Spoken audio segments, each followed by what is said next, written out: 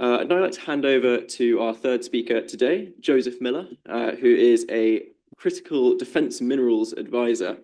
So he's currently based in Saudi Arabia, although here today, focusing on defense-related issues and strategic metals. He has 30 years of experience working with the US military, served around the world with other partner nations on resource security and development. He's also an international law attorney, so a very impressive CV. So Joseph will now share his thoughts on the role of Middle East sovereign wealth funds in the critical mineral space. Over to you, Joseph.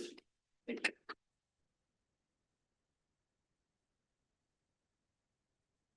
Well, good morning, and I want to say thank you for having me here today. And it's very good that we're at the America Center. I can actually find it when I'm in London.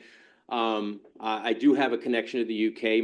Both of my daughters are in boarding school here now, and actually was on the phone or on the FaceTime with my younger daughter yesterday. And I said I was speaking at the Tin Investment Conference, and she rolled her eyes and said, "Dad, you're with the Tin Bros again." So just to let you know that, but my older daughter is doing a paper on the liquid tin battery, so I've kind of had some influence on it. So basically, I'm going to talk a little bit, give an overview, a broad overview of the sovereign wealth funds from the Middle East, and I'm going to focus primarily on Saudi Arabia because they've been the most active in the space.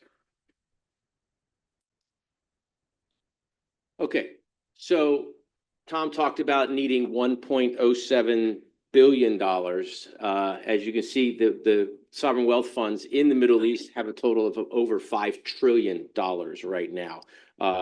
Not all that is marked to market, but that's basically the estimate on what is in the fund. So 1.07 would be a rounding error in that number, but I'm going to get into a little bit why it's not that simple. Okay. So they range from $19 billion in Oman to 1.7 trillion, which is what the Abu Dhabi fund has, family of funds have. So there's a big range in the actual money that's in the funds. Okay, primarily focused on real estate, banking, and hydrocarbon products because that's what they're familiar with. Obviously, you know, we all know about Dubai and UAE and Abu Dhabi and the real estate development there. Same thing with Saudi Arabia. There's huge projects that are going on that are being funded by the sovereign wealth funds.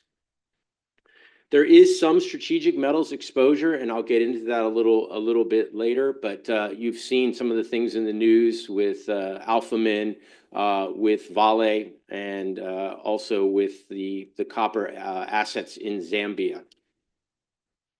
Okay, I'm just going to go over, just show you where all the funds are, what their names are. So we got the Oman Investment Authority. Again, that's the smallest. You got the Kuwait Investment Authority, so that's handling the funds from Kuwait.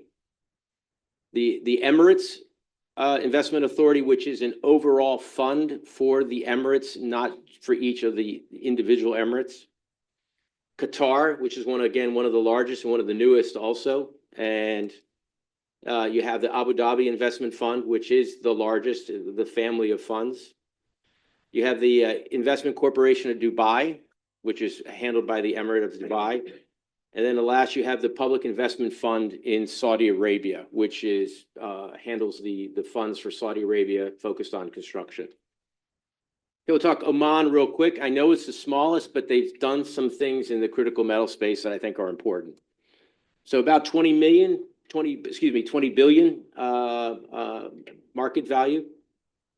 Was the current model that they have now was established in 2020 after the change in the leadership within Oman. So it's more of a streamlined model. It's also probably the most open fund that you can actually get information. They do an annual report because most of the other funds in the region are very opaque. You don't know what's in there, what they're all investing in unless it is released. Again, it's an open model. Okay, so they've invested in the strategic precious metal processing, the SPMP, the antimony smelter in Oman is one of their investments that's from earlier. Talk Kuwait. It's got 985 billion. Founded in 1953, it's the oldest investment fund in the world. So before Norway, before any of the other ones, they started an investment fund to try to handle the funds that were coming in from the sale of oil. It has two different parts. It has the Kuwait General Reserve Fund and the Kuwait Future Generations Fund. The General Reserve Fund is basically their operational budget for Kuwait, and the Future Generations Fund is the money they're investing for future projects. About 15% of their oil revenues are dedicated to the Future Generations Fund. Abu Dhabi, okay, 1.7 trillion in the family of funds was created in 1967. So again, pretty early. That's actually even before they gained independence from the United Kingdom. And there's the family of the funds. You got the Abu Dhabi Investment Authority, the main one. You have the Mubadala Investment Company, the Abu Dhabi Developmental Holding Company, and the Emirates Investment Authority. So they're focused internationally, and they're also, some of the funds are focused internationally. Some of the funds are focused internally within Abu Dhabi and primarily in real estate. But they have worked the Mopani Copper in Zambia. So this the Internal Resource Holding is not part of the fund. It's actually controlled by currently the National Security Advisor in Abu Dhabi. And they have gone and the companies underneath them have been doing some investing internationally. So it's not part of the funds above, but I wanted to talk about it. They've looked at Alphamin in the DRC. That's what's been in the news recently as an investment. Again, that's a $1 billion plus company. Probably the only one in the tin space because you have to consider that the companies in China and Indonesia and Malaysia are primarily affiliated with the government. So they're not really for sale. They're not able to be bought. But the Alphamin with a billion dollar plus market cap is something that is at the level where these sovereign funds would look at. And I'm going to talk a little bit about the size issue for the funds. Okay, and again, that's I know I'm not going to do well in his name, but Sheikh Tahun bin Zayed Al Nahyan. Okay, Dubai, again, another one of the Emirates. It has 350 billion. It was founded relatively recently in 2006. Again, like most of these are under the direct control of the royal family. So the decisions, the people on the board are members of the royal family. Focused on real estate and banking. Obviously, if you've been to Dubai, you know all the real estate developments that's going on there. I just want to say, when I talk about royal family, don't think of royal family like in the UK where you have a few royals. So in Saudi Arabia alone, there are over 10,000 princes and princesses within the country. Because basically anyone that comes down from the lineage of the original King Faisal from the 1920s and 30s are considered a prince or princess. So there's a lot of royals that are in, so it's very easy to have them on all the boards to be part of it. Okay, Qatar, 529 billion. Again, you know, Qatar is primarily getting their revenues from natural gas. What's interesting about Qatar is this is a country that has less than 1 million people. So you do the numbers of how many dollars per actual citizen of the country, and it's truly staggering. Again, founded relatively recently in 2005. News from about 2 years ago, they were a large investor in Credit Suisse. If just a little background history, Credit Suisse functionally failed as a bank and was taken over by UBS. So most of their investment was wiped out in Credit Suisse. So, you know, they don't always make the best investments. They make a lot of very good investments, but, you know, just like every investor, they have winners and losers. And they, just to give you an idea of some of the things they own 12.7% of Barclays Bank here in the UK. They own 17% of Volkswagen. They're also, they own Harrods. So if you go shopping at Harrods, that's the Qatar Investment Fund. Sainsbury's are one of the major owners of Sainsbury's. Go to the next one. So this is the big one. This is Saudi Arabia. Again, I'm based in Saudi Arabia, so I'm going to spend most of the time talking about what they're doing. Okay. They have about 950 billion right now, going to 1 trillion next year. Now, I know most people will be like, why wouldn't Saudi Arabia be the largest? I think because they really didn't concentrate on it until basically 2015 with Mohammed bin Salman when he became the crown prince, put a lot of emphasis on the fund. It was a very sleepy, not very active. It had 50 employees in 2015. Now it has several thousand. So it's really increased in size, even though it was started back in 1971. Again, focused on investments in the kingdom. The difference between Saudi Arabia as a country and the other countries within the region, I talked about Qatar having less than 1 million people. Saudi Arabia has 34 million. It has one of the fastest growing populations in the world. It has over 50% of the population is under the age of 30. So the big focus, and especially recently on the public investment fund, is they need to create enterprises within Saudi Arabia to give Saudis jobs. There's a very highly educated population. 65,000 Saudis are in school, fully funded in the United States alone right now. They come back, they want good jobs. And what you find is there's a shortage of good jobs, and you'll get an Uber driver who are only Saudis in Riyadh, and he'll have a master's in economics, from a school in the United States or the United Kingdom, and he's working as an Uber driver because he can't find a position because there's not enough positions. So the focus, again, when you're looking at investing with Saudi Arabia is how are you bringing jobs and employment back to their country? Okay, so they do have an ESG focus in their policy statement. They have one of the largest investors in Lucid. Lucid has built a factory within Saudi Arabia.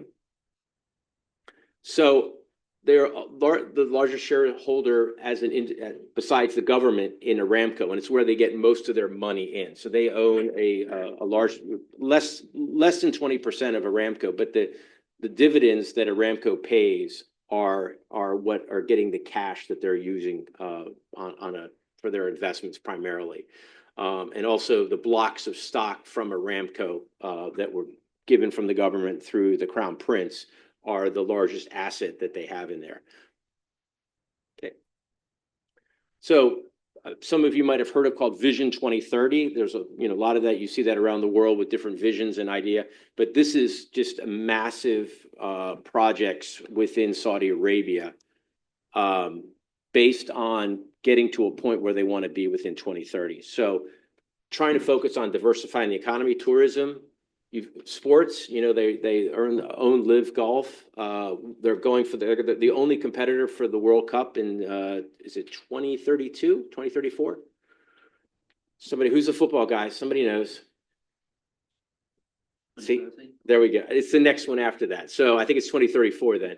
Esports and football. So Ronaldo is there. My daughters went to school with little Ronaldo at the school in Riyadh. So mega projects, NEOM, you all know about the line on the Red Sea, the new Marhaba, which is this cube, almost city that's outside of Riyadh that is basically fully enclosed around, I think, at least 2 kilometers on each side of a cube that is a city. Riyadh Metro that just opened on December 1st. It's been, which is the largest metro, subway project within the world. They built everything at once. So imagine building the London Tube in one go. And that's basically what the Riyadh Metro is. They have a football stadium complex for the World Cup. They're building 6 stadiums in one complex. They have a work camp there right now with 45,000 workers that are building this. So just to give you the scale of when they do a mega project, we're talking a mega project. Okay, again, more jobs for Saudis. More production in Saudi Arabia. And that's important in the critical metal space. And they just signed an agreement. There's going to be building a copper smelter. Not that we need more copper smelters in the world. There's basically an oversupply of copper smelters right now. If you look at the treatment charges that just came out from China. But the idea is that, okay, it's creating jobs within the country. It's also creating an ability for them to have control of the resources they need to do the building they're doing. So whether it's a Lucid factory or all the other things, they want to be able to control those critical metals, just like the UK, like EU, like the United States, the same idea. So let me go into Monera. So you have the PIF, right? You add in Ma'aden, which is the Saudi Arabian mining company, quasi-public private, basically owned by the government, but it's a stock company, so it is also publicly owned. You combine the two of them, and this happened in January of last year. So less than 2 years ago, Monera Minerals was formed. And they immediately got to work, right? So founded January, $2.5 billion investment in Vale Base Metals in July of 2023. So basically 6 months after they started, they had the money and from the public investment fund and the management team, both financial from the investment fund and from Ma'aden, who has the mining expertise, and they did this investment. They're right now, it's in the news. It hasn't really been set yet, but they're bidding on the 20% stake in First Quantum's Zambian copper assets. I think right now Japan has the company from Japan has a larger bid. But what you see in both of these companies, if you know the history of Vale, they had some issues in Brazil with a dam breaking and environmental damage. The company took a hit from that. Same thing, First Quantum had the mine in Panama that was forced to shut down because of protests from the local communities. So what it looks like, appears to me, is that the Monera is looking at undervalued assets that might have some kind of tarnish on them that they can buy into at a good price. So I mean, it's a good business stake, and because they're not a public company, they're not a Western company, they can buy into these assets without being so concerned about how my shareholders are going to look at that. So in many ways, they might be able to pick up assets at a discount that will work well for them. And again, both of these are designed to be able to provide resources to Saudi Arabia, that they have basically the right of first refusal for those copper assets to be able to use them. So that goes to the next part that's going on right now, Vedanta. I'm not sure if I'm pronouncing that correctly. So they're setting up a 400,000 ton copper smelter and also a 300,000 ton rod mill, which rod is the precursor to making copper wire. They make the rods and then you stretch it out at the tune of $2 billion that they're investing. So the new model for Saudi Arabia and for especially in the other countries in the Middle East is outside investment coming in from India, and then Saudi Arabia is matching or giving very good incentives for them to invest. But they want to see the companies put their money where their mouth is. So you don't come with a cup to Monera or to the public investments fund saying, I need money to invest in this. They want you to come there and say, hey, I want to open a smelter in your country. We're willing to do this. Can you help with that? And that's the approach to work. Because again, it's focused on improving the situation in Saudi Arabia. Okay, and Alba is pending the merger with Ma'aden. So Alba is the aluminum company of Bahrain. It's a little over 1 million tons a year company, but Ma'aden is been heavily focused on aluminum. Bob Wilt, who's the CEO, is an American. Grew up in the aluminum industry, so there's a lot of focus on aluminum and some of the other actually very, very common fertilizer minerals that are found within Saudi Arabia. And with that, if there's any questions, I think we're going to have a panel afterward. But again, I think what I want to stress is that it's hard for them to look at investing in when I say the minor metal, critical metal space, because they're looking at $1 billion plus projects.